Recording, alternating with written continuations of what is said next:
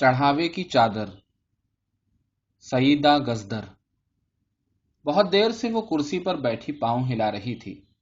شلوار کے پائچے جوتوں میں الجھنے لگتے تو وہ انہیں جھک کر علیحدہ کر دیتی اور رک کر پھر پاؤں ہلانے لگتی۔ رابعہ، باہر سے پودینہ توڑ کر لا دے۔ اس کی ساس باورچی خانے سے پسینہ پوچھتے ہوئے کمرے میں آ گئی اور اس کی جانب پلاسٹک کا چھوٹا سا پیالہ بڑھا دیا۔ رابعہ نے جھپٹ کر پیالہ ساس کے ہاتھ سے لیا اور کیاری کے قریب بیٹھ کر پودینہ توڑنے لگی۔ ایک ہی دن میں کیاری خالی کر دے گی؟ پیالہ کپ کا پودینے سے بھر گیا تھا اور پتیاں نیچے گر رہی تھیں۔ ساس پیالہ لے کر اندر چلی گئی۔ رابعہ وہیں اکڑوں بیٹھی انگلیوں میں بس میٹھی میٹھی خوشبو کو سونگتی رہی۔ اس کے دماغ پر عجیب سی دھند چھائی ہوئی تھی۔ سمجھ میں نہیں آتا تھا کہ کہاں ہے۔ بس بیٹھی ہے تو بیٹھی ہے اور کھڑی ہے تو کھڑی ہے۔ پودینہ تھا، نہیں مہندی تھی۔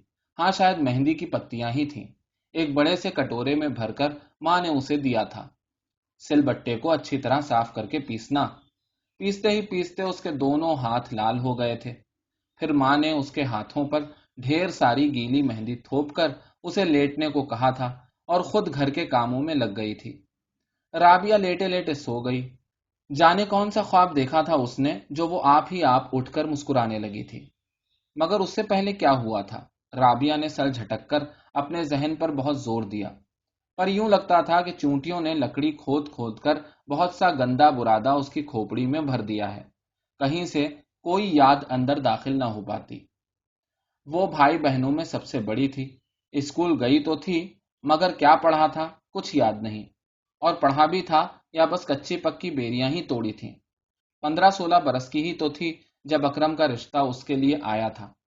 عمر میں وہ رابعہ سے خاصا بڑا تھا، مگر سب کو حیرت ہوئی اتنے اچھے رشتے پر۔ وہ افسر تھا اور اکلوتا بھی، کھاتا پیتا گھر اور شریف لوگ، اور رابعہ بہن بھائیوں کے ریلے میں کبھی ماں باپ کو یہ بھی پتا نہیں چلا کہ کس نے پیٹ بھر کر کھانا کھایا اور کون بھوکا سو گیا۔ رابعہ کی ساس نے جہیز کا بکھیڑا یہ کہہ کر دور کر دیا کہ میرا ایک ہی بیٹا ہے، گھر بھرا ہے، آپ لوگ کچھ دیں گے تو بھی وہ اسٹور ہی میں پڑا رہے گا۔ ضرورت مند شاید تانے کو بھی کھٹی میٹھی گولیاں سمجھ کر آہستہ آہستہ چوستے رہتے ہیں۔ رابعہ کے ماں باپ کئی دن تک رابعہ کے سسرال والوں کی فراخ دلی کی تعریف کرتے رہے۔ سوکھی مہندی ہاتھ سے چھڑاتے ہوئے اس کی ماں نے اسے خوب مل مل کر نہانے کی تاکید کی اور بھاگ کر باہر بیٹھے ہوئے مہمانوں کی خاطر تواضع میں لگ گئی۔ رابعہ کو سرخ جوڑے پر بہت سے پھول اور زیور پہنائے گئے۔ کس نے پہنائے تھے اتنے بہت سے پھول اور زیور؟ اسے کچھ یاد نہیں تھا۔ وہ موٹر میں بیٹھنے لگی تھی تو کچھ ہنگامہ بھی ہوا تھا۔ وہ شاید روئی بھی تھی، مگر کم کم۔ اور روتی بھی کیوں؟ کوئی سکھ دیکھا ہوتا تو اسے چھوڑتے ہوئے دل بھر آتا۔ گاڑی میں بیٹھ کر پہلی مرتبہ اس نے اپنے دولہا کو دیکھا، زرد چہرہ اور آنکھوں کے نیچے حلقے۔ پھر اس نے زیادہ تفصیلی جائزہ نہیں لیا اور سر جھکا کر اپنے کپڑوں پر بنے سنہرے بیل بوٹے دیکھنے لگی۔ اس نے کبھی آج تک کسی چیز کا تفصیلی جائزہ نہیں لیا تھا۔ اسے فرصت ہی نہیں ملی کبھی کچھ جاننے کی۔ جو کچھ سامنے آتا گیا وہ کرتی رہی۔ عجیب اڑا اڑا سا تھا اس کی زندگی کا ہر ورق۔ پھر بھی اپنے شوہر کو دیکھ کر اس کے دل میں رحم جاگ اٹھا۔ بیچارہ، وہ اندر ہی اندر کسی سے مخاطب تھی۔ مگر پھر اسے دوپہر کو دیکھا ہوا خواب یاد آ گیا، جب وہ مہندی لگا کر لیٹ گئی تھی اور جاگتے ہوئے مسکرا رہی تھی۔ ہاں، اس رات موٹر میں تو وہ خواب یاد آ گیا تھا، بہت اچھی طرح۔ مگر اب کیا ہو گیا؟ کہاں کھو گیا؟ رابعہ نے پودینے کی کیاری کے کنارے لگی ہوئی اینٹ کو اس زور سے کھینچا کہ وہ اکھڑ کر اس کے ہاتھ میں آ گئی۔ دھوم دھام تو یہاں بھی نہیں تھی، مگر کھانا بہت مزیدار تھا۔ رابعہ نے پہلی مرتبہ زندگی میں اتنا اچھا کھانا پیٹ بھر کر کھایا تھا۔ عورتیں حیرت سے دلہن کو اس بے حجابی سے کھانا کھاتے دیکھ رہی تھیں، مگر وہ تھی بھی تو چھوٹی سی، بالکل بچی لگ رہی تھی، لال جوڑے میں۔ سب نے نظر انداز کر دیا اور اسے کمرے میں پہنچا دیا۔ بھاری بھرکم پلنگ کے نرم اور ملائم گدے پر بیٹھنا اسے بہت اچھا لگا۔ وہ بیٹھے بیٹھے تھک گئی تو پاؤں سمیٹ کر لیٹ گئی، مگر جلد ہی اسے نیند آنے لگی اور سکڑے ہوئے پاؤں آہستہ آہستہ کھل کر سیدھے ہو گئے۔ اس کی آنکھ کھلی تو وہ کچھ دیر تک دم سادھے چت لیٹی رہی، سجے سجائے کمرے میں آرام دہ بستر پر۔ اسے وہم سا ہوا، ابھی تک اس کے ہاتھوں سے مہندی کی خوشبو آ رہی تھی۔ کل تک تو چھوٹے بھائی بہنوں کی فوج اس کے چاروں طرف سمٹی سکڑی پڑی رہتی تھی، جن کے کپڑوں اور جسموں سے اٹھتی ہوئی بو کی وہ عادی ہو گئی تھی۔ وہ چونک کر اٹھ بیٹھی۔ پلنگ کے دوسری جانب آرام کرسی پر اس کا شوہر بیٹھا سگریٹ پی رہا تھا۔ سہم کر اس نے اپنے آپ کو پھر سمیٹ لیا، یوں جیسے اسکول میں دیر سے پہنچنے پر استانی کے سامنے سر جھکا کر کھڑی ہو جاتی تھی۔ نیند آ گئی تھی کیا؟ اس کے شوہر نے محبت سے پوچھا، مگر لہجے میں جانے کیسا حکم تھا۔ وہ اٹھ کر اس کے پاس آ گیا اور اسے بھرپور نظروں سے دیکھنے لگا۔ رابعہ نے سٹ پٹا کر دونوں ہاتھ اپنے شانوں پر رکھ کر خود کو چھپانے کی کوشش کی۔ یہ کپڑے اتار دو۔ وہ ہکا بکا اپنے شوہر کا منہ تکنے لگی۔ تمہیں کچھ بھی نہیں معلوم؟ اکرم نے سوال کیا۔ رابعہ نے گردن انکار میں ہلا دی۔ کسی نے کچھ نہیں بتایا؟ پتلی سی گردن دوبارہ انکار میں ہلی۔ اچھا۔ اکرم نے کچھ اطمینان اور بے یقینی سے گہرا سانس لیا۔ ہمارے درمیان جو کچھ بھی ہو، کسی سے کبھی اس کا ذکر نہ کرنا، سمجھی؟ ایسی باتیں کرنا گناہ ہے۔ تمہاری کوئی سہیلی ہے؟ وہ سوچنے لگی۔ سہیلیاں تھیں تو، مگر پتہ نہیں وہ سہیلیاں ہی تھیں یا نہیں۔ اس نے ایک مرتبہ پھر انکار میں گردن ہلا دی۔ اکرم اطمینان سے پاؤں اٹھا کر پلنگ پر بیٹھ گیا۔ رابعہ کو تھوڑا سا سکون تھا کہ وہ آج خوب مل مل کر نہائی تھی اور بہت صاف ستھری تھی۔ کئی ہفتے بیت گئے، رابعہ کو عجیب سے ڈھیلے پن کا احساس ہوتا۔ میکے سے ایک مرتبہ کوئی رسمن بلانے آیا، مگر شوہر نے جانے کی اجازت نہیں دی۔ تب سے اس کا رشتہ باہر کی دنیا سے ٹوٹ گیا تھا۔ ہر رات بتی گل کر کے اکرم اس کے جسم کے کسی نہ کسی حصے سے کھیلا کرتا، اور وہ اندھیرے میں ساکت لیٹی مٹھیاں کس کر باندھے تنی رہتی۔ لیٹے لیٹے اسے یوں محسوس ہوتا جیسے بہت سی چھپکلیاں اس کے جسم پر آہستہ آہستہ رینگ رہی ہیں۔ وہ گھبرا کر ان چھپکلیوں کو جھٹکنا چاہتی تو وہ چاروں طرف سے اسے گھیر لیتی۔ پھر یہ رینگتی ہوئی چھپکلیاں اکرم کی انگلیاں بن جاتی، جو اس کے دماغ کے گودے میں دھسنے لگتی۔ وہ انہیں دھکیل کر باہر نکالنے کی کوشش کرتی اور اس خواب کو دہرانے لگتی جو اس نے شادی سے پہلے دوپہر کو دیکھا تھا، مگر وہ خواب اب دھندلا گیا تھا۔ کیسی بےکلی تھی جو ہر دھڑکن میں سماتی جا رہی تھی۔ پانی پیتی تو پیتی ہی جاتی، گلاس کو اتنے زور سے ہاتھوں میں بھینچتی کہ گلاس چورا چورا ہو جاتا اور ہاتھ میں شیشے کی باریک کرچیاں چبھنے لگتی۔ تکلیف کی شدت سے اس کے آنسو نکل آتے، مگر وہ اسی طرح بے سدھ بیٹھی رہتی۔ کیسی بے چینی تھی کہ جی چاہتا یہ چبھن اس کی رگ رگ میں اتر جائے، جسم میں ہر جگہ کھپ جائے۔ خون کی باریک باریک دھاریں اس کی ہتھیلیوں کی لکیروں میں دوڑنے لگتی۔ یہ کیسی پیاس تھی کہ ہر لمحہ بڑھتی ہی رہتی، سلگتی ہی رہتی۔ رابعہ کا بس چلتا تو کسی کنویں کی اندھیری گہرائی میں اتر جاتی اور زمین کا سارا پانی اپنے اندر جذب کر لیتی، مگر بستر پر رینگنے والی چھپکلیاں ایک دم سے بہت بڑے مگرمچھ کا روپ دھار لیتی، جو اس کی طرف منہ پھاڑے بڑھنے لگتا اور لیٹے لیٹے رابعہ کی گگھی بن جاتی۔ نئے سال کے کیلنڈر میں بچوں کی بہت سی تصویریں تھیں۔ وہ الٹ پلٹ کر دیکھتی رہی، پھر نہ جانے جی میں کیا آیا کہ سب تصویریں کاٹ ڈالیں اور انہیں مسحری کی ٹیک پر چپکانے لگی۔ سارا دن وہ اسی کام میں لگی رہی۔ ساس نے کچھ کہا تو اسے ایسے گھورا کہ وہ کمرے سے باہر چلی گئی۔ شام ہوتے ہوتے اسے نیند آ گئی اور وہ تکیا ٹانگوں کے نیچے دبا کر سو گئی۔ چلو ڈاکٹر کے پاس، اکرم نے جھنجھلاہٹ میں چپکی ہوئی تصویروں کو ایک ایک کر کے اتارتے ہوئے کہا۔ اس کا جی چاہا اکرم کا ہاتھ جھٹک کر ان تصویروں سے ہٹا دے۔ کمینہ! وہ اسے موٹی سی گالی دے کر دل کی بھڑاس نکالنا چاہتی تھی، مگر چپ چاپ ان انگلیوں کو دیکھتی رہی جو رات کے اندھیرے میں چھپکلیاں بن جاتی تھیں۔ مگر یہ ڈاکٹر بھی سالک ایک سے ایک بدماش ہیں، اکیلے میں ہی معائنہ کرنا چاہتے ہیں۔ وہ پلنگ پر بیٹھ کر جوتے اتارنے لگا۔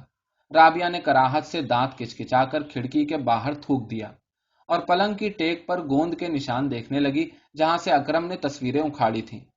بات تو وہ پہلے بھی بہت کم کرتی تھی۔ ماں باپ کے گھر میں چیخ پکار اور غل غپاڑا بہت تھا، مگر بات چیت کوئی نہیں کرتا تھا۔ سب ایک دوسرے پر چلاتے تھے یا کچھ مانگتے تھے یا کوئی کام کرواتے تھے۔ کام تو یہاں بھی بہت سے تھے، گھر کافی بڑا تھا، مگر وہ سارا دن ایک کرسی پر بیٹھی رہتی۔ اس کی سمجھ میں نہیں آتا تھا کہ کیا کام کرے اور کس کے لیے کرے۔ انگلیوں کے لیے؟ مگر وہ تو اس کی دشمن تھی۔ اس کے شوہر کا چہرہ ایک موٹا سا انگوٹھا بن جاتا اور رابعہ کے جی میں آتا کہ اس موٹے سے انگوٹھے کو اینٹیں مار مار کر قیمہ بنا دے۔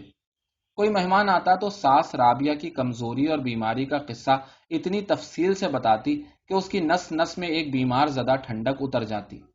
کیا بیماری تھی اسے؟ کچھ تو تھی کہ وہ یوں گمسم، کمزور اور دبلی ہوتی جا رہی تھی۔ بہت دنوں بعد جب اس نے بولنے کی کوشش کی تو اس کے حلق سے کچھ دیر تک ٹھنڈی ٹھنڈی ہوا نکلتی رہی، اور جب اکرم نے اسے اپنے قریب لیٹنے کا حکم دیا تو وہ دیوانوں کی طرح حلق پھاڑ کر چلانے لگی۔ کیا ہوا؟ اسے کیا ہو گیا ہے؟ دونوں ماں بیٹے اسے تھام کر کھڑے ہو گئے۔ دھوکا ہوا ہے ہم سے، ساس نے نفرت اور غصے سے کہا۔ ہم اسے ڈاکٹر کے پاس لے چلتے ہیں۔ اکرم نے بات ختم کرنے کی کوشش کی۔ اب ڈاکٹر واکٹر بیکار ہیں، دیکھتے نہیں اس کی حالت، اتنا روپیہ برباد ہو گیا، مگر کیا ہوا؟ اکرم نے ماں کی بات مان لی اور رابعہ کو بستر پر لٹا دیا۔ وہ تیز بخار میں کئی دن تک جھلستی رہی، ذرا ہوش آتا تو اپنے آپ کو چاروں طرف سے مہکتے ہوئے دھوئیں میں گھرا پاتی، کوئی آیت اس کے کانوں میں پڑتی، کبھی کوئی زور زور سے اس پر پھونکے مارتا، ہانپتا کانپتا بخار آہستہ آہستہ اس کا ساتھ چھوڑنے لگا۔ لاشعوری طور پر یہ بیماری اس کے جسم کا آخری احتجاج تھی۔ اس نے چپ چاپ اپنے آپ کو ان لوگوں کے حوالے کر دیا۔ دفتر کی میز پر اکرم چڑا ہوا بیٹھا تھا۔ کسی انتقامی جذبے کے تحت اس نے فون اٹھایا اور اپنے اسسٹنٹ کو پھٹکارنے لگا، مگر اسی لمحے کچھ لوگ ملنے آ گئے۔ اس نے جلدی سے فون بند کر دیا اور ہنس ہنس کر ان لوگوں سے باتیں کرنے لگا۔ یہ کام تو شاید نہ ہو سکے۔ بظاہر شائستگی سے اس نے انکار کیا اور چپراسی سے چائے لانے کو کہا۔ پھر کیا فائدہ یہاں بیٹھنے کا؟ دبلے پتلے آدمی نے اٹھتے ہوئے کہا۔ نہیں نہیں، آپ تشریف رکھیے، شاید بات بن جائے۔ وہ لوگ غرض مند تھے، پھر بیٹھ گئے۔ اکرم نرمی اور ہمدردی سے بات کرنے لگا۔ اسے اندیشہ تھا کہ یہ لوگ چلے نہ جائیں۔ اسے بہت خوشی ہوتی جب لوگ اپنی اپنی غرض لے کر اس کے پاس آتے۔ وہ اپنے آپ کو بہت مصروف اور کارآمد محسوس کرتا، مگر ان کا کام پورا ہوتے دیکھ کر اسے اپنی کمائیگی اور بے اوقاتی کا احساس ہونے لگتا، تو وہ فوراً کوئی نہ کوئی روڑا اٹکا دیتا، کسی ماتحت کی صورت دیکھ لیتا یا بیٹھے بیٹھے اس کا خیال آ جاتا تو اکرم بے چین ہو جاتا۔ رات رات بھر انہیں کام میں لگائے رکھتا، خود بھی ان کے سر پر سوار رہتا۔ وہ ذرا موج میں آتے اور یہ کھول اٹھتا، گالیوں پر اتر آتا۔ وہ بیچارے اپنی نوکریوں کے خول میں گھس کر خیر منانے لگتے۔ چائے آئی تو اسے آنے والوں کی تواضع کرتے ہوئے کوفت ہونے لگی۔ خود بخود چڑھ کر کرسی پر پہلو بدلنے لگا۔ وہ لوگ خوشامدانہ انداز سے چائے پی کر اپنے آپ پر ڈھیروں احسان لادے کچھ کھسیائے ہوئے سے باہر نکل گئے۔ اکرم بریف کیس کھول کر اس میں رکھی ہوئی اپنی بیوی کی انگیاں سونگھنے لگا جو صبح ہی اس کے جسم سے اتاری تھی۔ پیر صاحب بھی خوب تھے۔ وہ بریف کیس بند کر کے جانے کی تیاری کرنے لگا۔ 2-3 گھنٹے تو پیر صاحب کی زیارت میں لگیں گے۔ کمال کے بزرگ ہیں، عورت کی انگیاں سونگ کر اس کی بیماری اور بیماری کا علاج سب کچھ بتا دیتے ہیں۔ ایک رشتہ دار نے اسے مژدہ سنایا تھا۔ وہ مسلسل پیر کے آستانے پر حاضری دینے لگا۔ حاجت مندوں کی بھیڑ رہتی تھی۔ کئی دن تک وہ چکر لگاتا رہا۔ پیر نے آنکھ اٹھا کر بھی نہ دیکھا۔ تب وہ نیاز کے ٹوکرے اپنے ہاتھ سے ان کے سامنے رکھنے لگا اور انہوں نے اپنی چندھیائی آنکھیں اٹھا کر اس کا بھرپور جائزہ لیا۔ ننگے پاؤں، سر پر ٹوپی رکھے، وہ ہاتھ باندھ کر عاجزی سے کھڑا ہو گیا۔ انہوں نے ہاتھ کو اشارے سے بیٹھنے کو کہا اور سرگوشی میں بولے، اپنا دکھ کہہ ڈالو۔ وہ بیوی کی حالت بیان کرتے کرتے رو دیا۔ کل اس کا سینہ بند جسم سے اتار کر لاؤ۔ وہ خوش خوش گھر لوٹ آیا اور صبح ایک لفظ کہے بغیر رابعہ کی انگیاں اپنے ہاتھ سے اتار لی۔ رابعہ نے اسے گھور کر دیکھا۔ وہ سٹ پٹا گیا۔ آج کل وہ اس سے ڈرنے لگا تھا اور آنکھ ملاتے ہوئے گھبراتا تھا، حالانکہ وہ چپ چاپ ہاتھ پر ہاتھ رکھے بیٹھی رہتی یا لیٹی رہتی، کسی سے ایک لفظ بھی نہ بولتی۔ پیر نے بس ایک مرتبہ انگیا کے چھوٹے چھوٹے تکونوں کو دیکھا، بالش سے لمبائی ناپی اور اکرم کو ایک شیشی تھما دی۔ مشکل ہے، بہت مشکل، مگر عصا 3 مرتبہ زمین پر مارا اور آسمان کی طرف اشارہ کرتے ہوئے بولے، اس کے اختیار میں سب کچھ ہے، اس تیل کی مالش کرو دونوں چھاتیوں پر اور 3 مہینے بعد آ کر بتاؤ۔ اکرم نے پیر کے موٹے وزنی ہاتھ سے شیشی لے لی اور عقیدت سے ان کے پاؤں تھام لیے۔ تیل کی مالش بھی کرتے ہیں، مگر ٹھٹا والے بزرگ کی درگاہ میں جانا بہت ضروری ہے۔ عرس کے دن قریب آ رہے ہیں، تم دفتر سے چھٹی لے لو تو ہم وہاں چل کر رہتے ہیں، کیا پتا انہی کی برکت سے تمہارا گھر آباد ہو جائے، ماں نے ٹھنڈی سانس بھر کر کہا۔ اکرم چھٹی تو لے سکتا تھا، مگر اسے وحشت ہونے لگی۔ 2-3 کام ادھورے پڑے تھے، میں نے چھٹی لے لی تو وہ کام پورے ہو جائیں گے۔ وہ مسرور اور بشاش چہرے برداشت نہیں کر سکتا تھا۔ لوگوں کے چہروں پر چمکتی ہوئی آسودگی اور مسکراہٹ دیکھ کر اس کے اندر کوئی چیز سلگنے لگتی۔ اس کا جی چاہتا تمام شگفتہ چہروں پر سے ریتی کھودنے والے پھاوڑے کے ذریعے مسکراہٹیں اور قہقہے کھرچ کر ان پر اپنے اندر کی راکھ مل دے۔ کیسی ٹھنڈی اور لج لجی راکھ بھری تھی اس کی کرم خوردہ ہڈیوں میں۔ میری غیر موجودگی میں بہت سی خرابیاں پیدا ہو جاتی ہیں۔ اس نے کئی لوگوں کی خوشیاں نوچ کر دفن کر دیں۔ پھر ماں نے پوچھا، آپ رابعہ کو لے کر درگاہ میں رہیں، میں عرس سے ایک دن پہلے آ جاؤں گا۔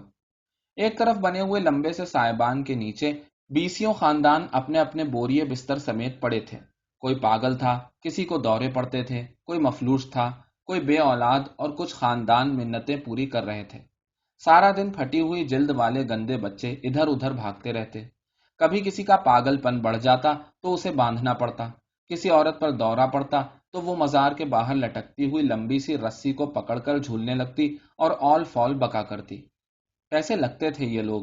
رابعہ نے راستے میں کوڑے کے ایک ڈھیر پر بھنبھناتی مکھیوں کو دیکھا تھا۔ اسے بیٹھے بیٹھے الٹی ہو گئی۔ کیا ہوا ہے اسے؟ ان کے قریب بیٹھے ہوئے ایک خاندان کی ادھیڑ عمر عورت نے، جو اسٹوو پر سبزی پکا رہی تھی، رابعہ کی ساس سے پوچھا۔ پھر دونوں دیر تک باتیں کرتی رہیں۔ یہاں سے فائدہ ہو جائے تو ٹھیک ہے، ورنہ تمہیں ایسی جگہ کا پتہ بتاؤں گی کہ بس ایک سال میں دیکھنا کیا ہو جائے گا۔ اچھا، وہ پاؤں میں بھاری بھاری زنجیریں پہناتے ہیں۔ خدا جانے کیا تاثیر ہے ان زنجیروں کی، بس دنوں میں تمہاری بہو کا پیر بھاری ہو جائے گا۔ آپ گئی ہیں کبھی؟ میری نند کی چھوٹی بہو پر جن آ گئے تھے، وہاں لے گئیں۔ 2 سال ہو گئے، 2 پوتے کھلا رہی ہوں، اور بہو کی صحت ایسی ہو گئی ہے جیسے انار کے رس میں نہا کر آئی ہو۔ بوڑھی عورت اپنے خاندان والوں کو کھانا کھلانے لگی۔ زمین پر کچھ نہ کچھ بہہ رہا تھا۔ پھیلتی ہوئی دھوپ کے ساتھ گندگی بھی بڑھ رہی تھی۔ رابعہ چٹائی پر اوندھی لیٹی کمزور نظروں سے سب کچھ دیکھتی رہی، پھر آنکھیں بند کر کے ہاتھ پاؤں ڈھیلے چھوڑ دیے۔ اکرم نے کئی کلرکوں اور محکمے کے انچارج کو دفتر سے نکلوانے کی دھمکی دی تھی، اور اب ان کے سہمے ہوئے پریشان حال چہرے دیکھ کر اسے کچھ سکون ملنے لگا تھا۔ جو لوگ اپنی غرض لے کر اس کے پاس آتے انہیں وہ خوشی خوشی چائے پلاتا، کبھی کوئی چھوٹا موٹا کام بھی کر دیتا، مگر اندر ہی اندر بے کیف اور بے مزہ ہوتا رہتا۔ عجیب حالت تھی اس کی، ماحول کا کھچاؤ اور چڑچڑا پن اسے بہت مانوس لگتا۔ کیسی ہم آہنگی تھی اس کے اندر اور باہر کی کیفیت میں۔ اس کا بس چلتا تو سب کو تنے ہوئے باریک لوہے کے تاروں پر ساری عمر چلتے رہنے کا حکم دے دیتا، اور اس تماشے کو زندہ رکھنے کے لیے کبھی کبھی ان کے حلق میں شہد کے قطرے ٹپکا دیتا۔ 2 دن کے بعد وہ عرس سے واپس آیا تو آفس انچارج سے لے کر چپراسی تک سب کے لیے چھوٹی چھوٹی سوغات اور تبرک لے آیا۔ ہفتوں سخت زمین پر چٹائی بچھا کر لیٹنے کے بعد رابعہ اپنے بستر پر سوئی تو اسے نیند اچھی آئی۔ بھوک بھی تھوڑی لگنے لگی۔ ساس نے ایک ساتھ کئی منتیں مان لیں، اسے لے کر مجلسوں اور میلاد کی محفلوں میں جانے لگی۔ رابعہ اپنے آپ کو ڈھیر ساری سجی بنی تندرست اور ہنستی بولتی عورتوں کے بیچ میں پاتی تو بیٹھے بیٹھے ہنس دیتی۔ ایک مرتبہ عین بیان کے دوران وہ قہقہا مار کر ہنس پڑی۔ عورتیں اسے گھور گھور کر دیکھنے لگی، پھر سرگوشیوں میں باتیں کرنے لگی، اور ساتھ ساتھ اسے ہمدردی اور تعجب سے دیکھتی بھی جاتی۔ اب وہ رات کو سونے کے لیے لیٹتی تو اسے ایک ہی خواب دکھائی دیتا۔ اسے اپنا جسم کھلتا ہوا محسوس ہوتا، یوں لگتا جیسے سوکھی سہمی چھاتیاں ایک دم سے بھر گئی ہیں اور دودھ کے وزن سے بوجھل ہوتی جا رہی ہیں۔ ایک ننھا سا گول گتھنا بچہ اس کی چھاتیوں پر اپنے چھوٹے چھوٹے گدرائے ہاتھ رکھے چٹخارے لے لے کر دودھ پی رہا ہے، اور وہ بالکل پرسکون لیٹی اپنے سینے پر بچے کے ہاتھ اور منہ میں بھرے دودھ کو محسوس کرتی رہتی۔ پھر آہستہ آہستہ اس بچے کے بڑے بڑے نوکیلے دانت نکل آتے، جن سے وہ اس کی چھاتیاں چبانے لگتا، یہاں تک کہ اس کا سینہ لہو لہان ہو جاتا۔ وہ درد کی شدت اور بے بسی سے اپنے آپ کو چھڑانے کی کوشش کرتی تو وہ دانت زیادہ مضبوطی سے اس کے نرم نرم گوشت میں پیوست ہونے لگتے۔ وہ چیخ مار کر آنکھیں کھول دیتی اور دیر تک اندھیرے میں ساکت لیٹی رہتی۔ اس کا شوہر ایک ہاتھ میں شیشی تھامے دوسرے ہاتھ کی انگلیوں سے اس کی سمٹی سکڑی گولائیوں پر مالش کرتے کرتے انہیں بے رحمی سے مسلنے لگتا۔ وہ بے بسی سے برسوں پہلے دیکھے ہوئے خواب کو یاد کرنے کی کوشش کرتی جو اس دوپہر کو اس نے دیکھا تھا۔ جانے کیا تھا اس خواب میں کہ اب دھند کی دبی تہ اور بھی تاریک ہو گئی تھی، اور اس دھند میں وہ بچہ امکتا کلکاریاں مارتا۔ بچہ اس کی کمزور چھاتیوں سے منہ موڑ کر کہیں بہت دور خلا میں لٹکا ہوا تھا۔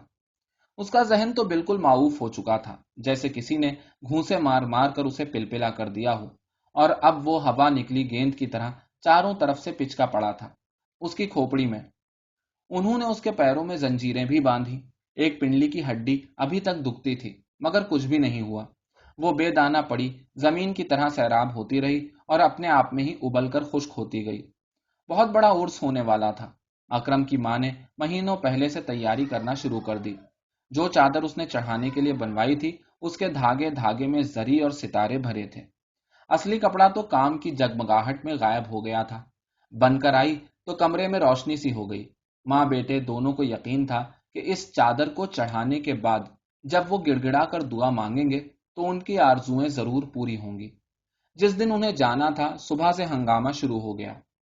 یہاں سے موٹر پر جائیں گے، پھر سڑک پر اتر کر 3 میل پیدل چلنا ہوگا، اکرم نے کسی مہمان سے کہا جو انہیں رخصت کرنے آیا تھا۔ رابعہ چونک کر سیدھی بیٹھ گئی اور پیروں کے تلوے دیکھنے لگی۔ چند مہینے پہلے وہ اسی طرح کہیں گئے تھے۔ دھوپ کتنی تیز تھی، اس کے چھوٹے چھوٹے کمزور پیروں میں چھالے پڑ گئے تھے جن سے ہفتوں پانی رستا رہا، اور وہ تکلیف اور مجبوری سے چپ چاپ روتی رہی تھی۔ رابعہ کو خوف محسوس ہونے لگا۔ دھوپ بہت تیز تھی، تلووں میں ابھی سے آگ لگتی محسوس ہوئی، اور آبلوں کی تکلیف دماغ کی پچکی ہوئی سطح پر رینگنے لگی۔ اس نے اکرم کو مخاطب کیا جو تیزی سے کمرے کے باہر جا رہا تھا۔ اکرم اسے حیرت سے دیکھنے لگا۔ آج جانے کتنے عرصے کے بعد وہ اس سے مخاطب تھی۔ چڑھاوے کی کرامات ابھی سے نظر آنے لگی۔ وہ جھک کر رابعہ کی بات سننے لگا۔ رابعہ کو بولنے میں بہت مشکل ہو رہی تھی۔ مہینوں کے بعد آج وہ بولنا چاہتی تھی، اپنی کسی خواہش کا اظہار کرنا چاہ رہی تھی۔ زبان اور آواز اس کا ساتھ نہیں دے رہے تھے۔ وہ تھوڑی دیر تک گھٹی گھٹی آواز میں ہکلاتی رہی، پھر خاموش ہو گئی۔ اکرم آگے بڑھ گیا تو تلووں میں دوبارہ چنگاریاں سی بھر گئیں۔ اس نے تڑپ کر اکرم کو آستین سے تھام لیا اور تھوڑی دیر تک بے بسی سے اسے دیکھتی رہی، پھر اپنے کمزور پیروں کی طرف اشارہ کرتے ہوئے رک رک کر بولی، میں ننگے پیر دھوپ میں نہیں چل سکتی۔ کیا کہا؟ نہیں چل سکتی؟ اور یہ سب کچھ کس کے لیے ہو رہا ہے؟ چلنا پڑے گا، سمجھی؟ اکرم نے اسے دونوں ہاتھوں میں سختی سے تھامتے ہوئے کہا، اور جھٹکے سے دروازے کا پردہ ہٹا کر باہر چلا گیا۔ گول گول رولر جس میں پردہ لٹکا تھا پردے سمیت رابعہ کے اوپر گر پڑا۔ آہستہ آہستہ اسے کئی سال پہلے دوپہر میں دیکھا ہوا خواب یاد آنے لگا۔ وہ بیچ کی کڑی اس کی انگلیوں میں الجھنے لگی، جسے تھام کر وہ گول مٹول گداز ہاتھوں والا بچہ اس کی چھاتیوں میں چسر چسر کر کے منہ مارنا چاہتا تھا۔ بیٹھے بیٹھے اس نے رولر کو پردے میں سے نکال لیا۔ اکرم اسے گھورتا ہوا اندر داخل ہوا تو رابعہ کے تلووں میں پھر سے جلن ہونے لگی، جیسے تپتی ہوئی ریت میں پاؤں اندر دھنستے جا رہے ہوں۔ اس نے پوری قوت سے پیر باہر نکالنے کی کوشش کی اور دانت پیس کر ہاتھوں میں جکڑا ہوا رولر اکرم کے سر پر دے مارا۔ اکرم چکرا کر گرا تو وہ جنون میں اور بھی قوت سے اس کے سر پر ڈنڈے کے وار برسانے لگی۔ تم اپنا علاج کیوں نہیں کراتے؟ کیوں نہیں؟ کیوں نہیں؟ تپتی ہوئی ریت میں کہیں سے خون کی لکیر بہہ نکلی اور وہ حیرت سے اسے تکنے لگی۔ کمرے میں کتنا ہجوم اور ہنگامہ تھا۔ بیچ میں اکرم خون میں لت پت ابھی تک پڑا تھا۔ کوئی دوڑ کر اندر گیا، سامنے چوکی پر رکھی جگمگ کرتی چڑھاوے کی چادر اٹھا لایا اور اکرم پر ڈال دی۔